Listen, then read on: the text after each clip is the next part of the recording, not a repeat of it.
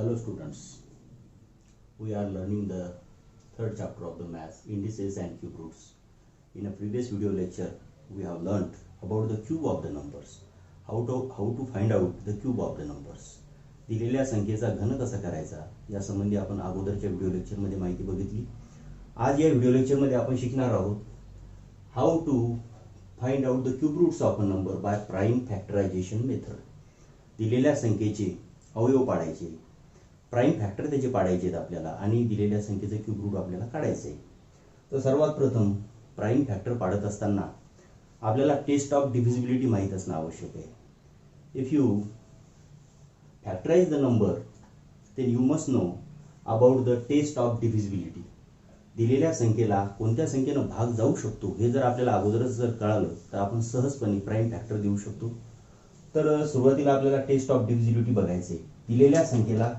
दिलेल्या संख्येनं कोणकोणत्या संख्येनं भाग जाऊ शकतो हे जर आपल्याला कळालं तर आपल्याला दिलेल्या संख्येचे प्राइम फॅक्टर पाडणे, अवयव पाडणे सोपं जाईल. तर पहिली टेस्ट आहे टेस्ट ऑफ डिव्हिजिबिलिटी बाय 2. कोणत्या संख्येला 2 ने भाग जाऊ शकतो? तर जी संख्या सम असेल त्या सर्व संख्येला 2 ने भाग जातो. मग समसंख्या कोणाला म्हणायचं? Even number. ज्या संख्येच्या एकक स्थानी 0, 2, 4, 6, 8 असतील त्या संख्येला 2 ने भाग जाऊ शकतो.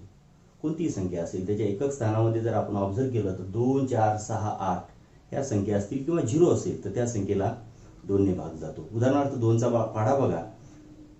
2 बे 1 बे 2 4 बे 3 6 बे 4 8 बे 5 10 या सर्वांमध्ये आपण जर पाहिलं तर कोणती संख्या येते? 0, 2, 4, 6, 8. आणि त्या पाढ्यावरून आपण लक्षात ठेवायचं की ज्या संख्येचे एकक स्थानी 0, 2, 4, 6, 8 एकक स्थानी येत असतील त्या संख्येला 2 ने भाग जातो. तर ही test of divisibility. Numbers having 0, 2, 4, 6, 8 in the unit place is divisible by 2. आता फॉर एक्झाम्पल पहिलं एक्झाम्पल घेऊया. 69,372 या संख्येमध्ये युनिट प्लेसमध्ये 2 आहे. 2 is divisible by 2. So 69,372 is divisible by 2. दिलेल्या संख्येला 2 ने भाग जातो कारण एकक स्थानी किती आहे? 2 आहे. दुसरी संख्या घ्या 85,286. आता युनिट प्लेस मध्ये कोणती संख्या आहे? 6. 6 is divisible by 2. So 85,286 is divisible by 2. सर्वांना कळालं असेल 2 ची कसोटी. नंतर टेस्ट ऑफ डिव्हिजिबिलिटी बाय 4.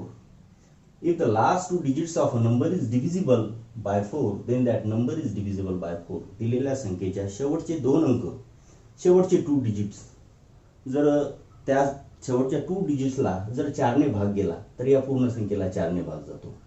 पहिलं एक्झाम्पल घेऊया आपण. 76,256. आता 56 ही संख्या आहे. या संख्येला 4 ने भाग जातो. 14 चूक 56 बघा. 4 1 4 1 उरतो. 4 चूक 16. 14 ने भाग दिल्यानंतर 4 ने 14 भागाकार येतो. म्हणजे दिलेल्या संख्येला 4 ने भाग जातो 56 ला. म्हणून 76,256 ला 4 ने भाग निश्चित जातो. दुसरे 8,57,624. शेवटचे 2 डिजिट लक्षात घ्या. किती आहे? 24. आणि 24 ला 4 ने भाग जातो. 4 सक 24. म्हणून या दिलेल्या 8,57,624 ला 4 ने भाग जातो. म्हणजे 2 ची कसोटी पाहिली आपण. एकक स्थानी 0, 2, 4, 6, 8 0 असेल आणि 4 ची कसोटी पाहिली. शेवटच्या 2 डिजिटला जर 4 ने भाग गेला तर त्या पूर्ण संख्येला 4 ने निश्चित भाग जातो. नंतर बघूया आपण test of divisibility by 8. If the last 3 digits of a number is divisible by 8, then that number is divisible by 8. शेवटचे 3 अंक कोणती संख्या घ्या. शेवटच्या 3 अंकांना जर का 8 ने भाग गेला तर त्या संख्येला 8 ने पूर्ण भाग जातो. ही संख्या घेऊया आपण. 8,16,760. या संख्येला 8 ने भाग जातो किंवा नाही हे आपल्याला डिसाईड करायचं. शेवटचे 3 अंक कोणते येतं? 760. 760. आता 760 ला 8 ने भाग जातो. 8 पंचे 40, 8 सक 8 8 सती 56, 8 8 64, 8 9 72. 9चा भाग गेला. 8 9 72. 72 आणि किती? 76. 4 झाले 40. 8 पंच 40. पूर्ण भाग गेला 8 ने. 760 ला 8 ने भाग जातो. म्हणून या पूर्ण संख्येला 8 ने पूर्णपणे भाग जातो. अशा प्रकारे 2 ची कसोटी पाहिली, 4 ची कसोटी पाहिली, 8 ची कसोटी पाहिली. नंतर सोपी कसोटी टेस्ट ऑफ डिव्हिजिबिलिटी बाय 3. कोणत्या संख्येला 3 ने भाग जाऊ शकतो? तर दिलेल्या संख्येच्या अंकाची बेरीज जर केली आपण आणि त्या अंकांच्या बेरीजला जर 3 ने भाग गेला तर त्या दिलेल्या पूर्ण संख्येला 3 ने भाग जातो. If the sum of the digits of a given number is divisible by 3, then that number is divisible by 3. दिलेल्या संख्याच्या अंकांच्या बेरीजेला जर 3 ने भाग दिला तर त्या संख्येला 3 ने भाग जातो. बघा 56,74,311 ही संख्या आहे. त्यातले डिजिट्स आहेत 5, 6, 7, 4, 3, 1, 1. याची मी सम केली. सम म्हणजे काय? बेरीज केली. 5 + 6 + 7 + 4 + 3 + 1 + 1 किती आली? 27. आणि 27 बघा 3च्या पाड्यामध्ये येतात. 3 मग 27 किंवा 27ला 3 न भाग जातो. म्हणून दिलेल्या या पूर्ण अंकाला 56,74,311ला 3 ने भाग जातो. काय केलं मी? सम ऑफ द डिजिट्स केलं आणि त्या सम जी आली, बेरीज जी आली, त्या बेरीजला 3 न भाग दिला, पूर्णपणे भाग गेला, म्हणून या संख्येला 3 ने भाग जातो. तशाच प्रकारे 9ची कसोटी आहे. दिलेल्या अंकाच्या बेरीजेला जर 9 न भाग गेला तर त्या पूर्ण संख्येला 9 ने भाग जातो.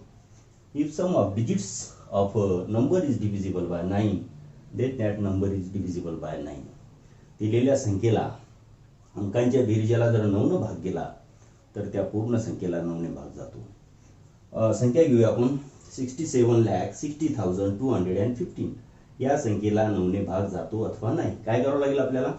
पूर्ण अंकांच्या बेरीज करावं लागेल. 6 + 7 + 6 + 0 + 2 + 1 + 5 बेरीज झाली आपली 27 आणि 27ला 9 न भाग जातो. 9 त्रिक 27.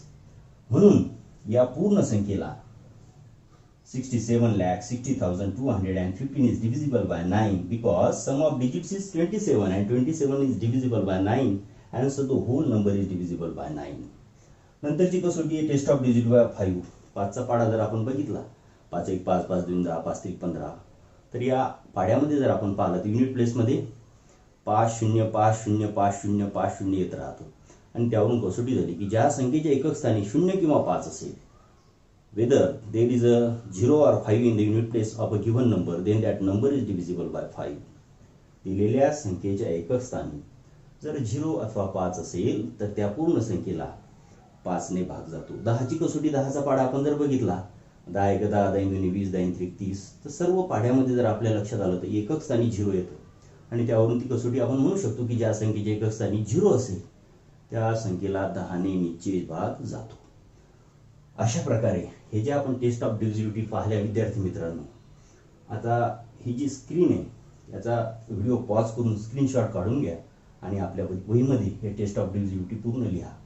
यानंतर आपण बघणार आहोत टेस्ट ऑफ डिव्हिजिबिलिटी बाय 11. सर्वांनी हा व्हिडिओ स्क्रीनशॉट काढून घ्या आणि ह्या टेस्ट ऑफ डिव्हिजिबिलिटी वहीमध्ये लिहून घ्या. आता आपल्याला बघायचं आहे test of divisibility by 11. Okay, test of divisibility by 11. 11ची कसोटी. कोणत्या संख्येला 11 ने भाग जाऊ शकतो हे आपण या कसोटीच्या सहाय्याने सांगू शकतो. त्यालाच इंग्लिशमध्ये म्हणू आपण टेस्ट ऑफ डिव्हिजिबिलिटी बाय 11. आता टेस्ट ऑफ डिव्हिजिबिलिटी जर माहीत असतील आपल्याला तर दिलेल्या संख्येला नेमका आपल्याला अवयव पाडताना भाग जातो किंवा नाही, कोणत्या संख्येनं भाग जातो हे फटकन ठरवता येतं आणि आपल्याला अवयव पाडणं किंवा फॅक्टर पाडणं दिलेल्या संख्येचे हे सोपं जातं. म्हणून ह्या टेस्ट ऑफ डिव्हिजिबिलिटी माहीत असणं आवश्यक आहे. आता बघूया आपण test of divisibility by 11. Test of divisibility by 11. when the difference म्हणजे काय? फरक म्हणजे काय? वजाबाकी. फरक काढत असताना आपण वजाबाकी करतो. when the difference between odd digits odd कोणत्या संख्या असतात सांगा आता? 1 3 5 7 9 11 या ऑड डिजिट्स आहेत. when the difference between the odd digits and even digits, even कोणत्या? इवन संख्या म्हणजे समसंख्या 2 4 6 8 त्याला आपण म्हणतो even digits. when the difference between the odd digits and even digits of a number is 0. Odd digits मधल्या संख्यांच्या अंकाची बेरीज करायची, इव्हन डिजिट्स मधल्या संख्येच्या अंकाची बेरीज करायची, त्यामधला फरक काढायचा. तो फरक जर 0 आला 0 और दुसरा आला असेल काही तर तो 11 ने भाग जाणार पाहिजे. और is divisible bye 11, divisible by 11, then that number is divisible by 11. बघा ही कसोटी लिहून दिली तुम्हाला. when the difference between the odd digits and even digits of a number is 0 or the difference is divisible by 11, then that number is divisible by 11. आता एखादं उदाहरण घेऊ आपण आणि उदाहरणाच्या साहाय्याने तुम्हाला ते कळेल. एक उदाहरण घेऊ आपण. 6,64,71,223 हे उदाहरण घेऊ. एक्झाम्पल, एक संख्या घेऊ 64,7,1223. 64,71,223. चांगली घ्या संख्या. 64,71,223 ही संख्या आहे. आता याला कोणती डिजिट्स ऑड आणि कोणती डिजिट्स इव्हन याची नंबरिंग करूया आपण. नंबरिंग करा फ्रॉम राईट टू लेफ्ट. उजवीकडून डावीकडे आपण नंबरिंग करूया संख्येला. ही 1 नंबरची संख्या, ही 2 नंबरची संख्या, ही 3 नंबरची संख्या, ही 4 नंबरची संख्या, ही 5, 6 आणि 7. आता तुम्हाला माहिती आहे ऑड म्हटल्यानंतर ऑड जी असतील एक नंबरची संख्या 1 म्हणजे ऑड, 3 म्हणजे ऑड, 5 म्हणजे ऑड आणि 7 म्हणजे ऑड. यातल्या ऑड डिजिट्सची सम करा. Sum of odd digits, sum of odd digits म्हणजे आता अंक घ्यायचे आहेत आपल्याला. आता ज्या ऑड आहेत ते मी सर्कल केलेले आहेत, यांची बेरीज करूया आपण. 6 + 7 6 + 7 + 2 + 3.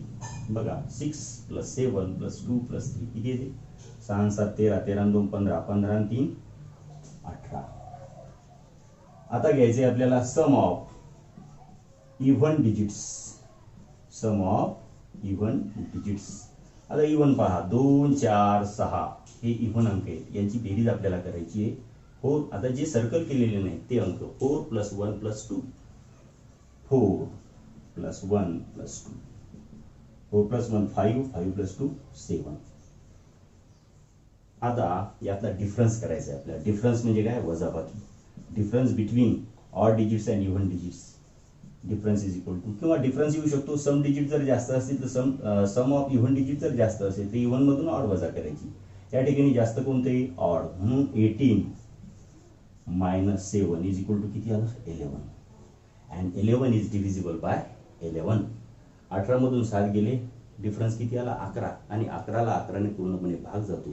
म्हणून ही जी संख्या आहे 64,71,223 is divisible bye 11 because the difference of odd digits and even difference between sum of odd digits and sum of even digits is 11, and 11 is divisible by 11, and so the whole number 64,71,223 is divisible by 11.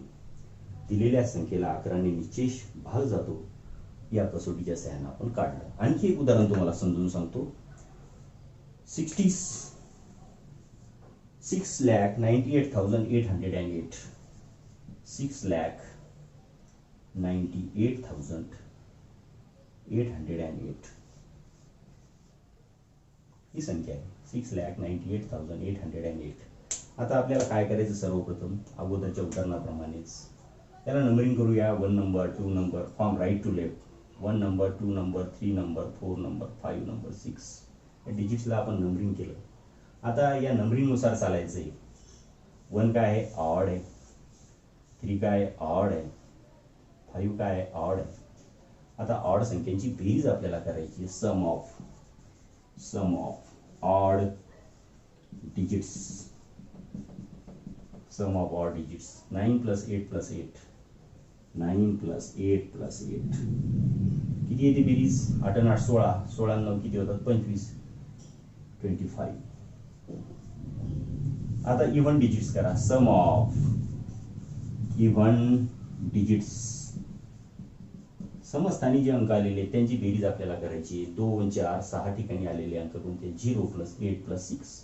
ज्याला circle केलेले नाही ते अंक घेऊया. 6 + 8 + 0, 6 + 8 + 0 is equal to 8 आणि 6 14. आता याचा difference किती येतो ते बघायचे. डिफरन्स मोठ्या संख्येतून लहान संख्या वजा करा. 25 मायनस 40 किती येतो डिफरन्स? 11.